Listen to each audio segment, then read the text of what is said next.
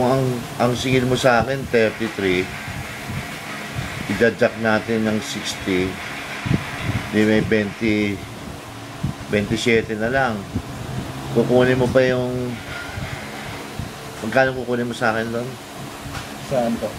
Doon sa 25%. Opo. 25% ng markup ko ang sisingilin mo sa akin. Markup lang. Hindi naman po yung hindi yung sa po. Eh di pati sa'yo, kinuha mo na din sa akin yung sa inyo. Hindi po. Ano lang talaga yun. Usually pag pag mga overprice, ganun talaga kataas. Pag ganun ba talaga pag pina-overprice nyo? Oo po. Bawasan mo. Ano ba? Bawasan mo naman eh. Wala nang tira sa akin. Sige. Hanggang 22% po siguro kaya.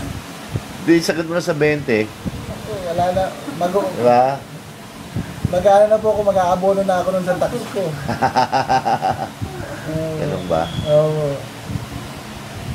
Sigurado naman sir yung natin eh. Sigurado natin walang problema. Ganun.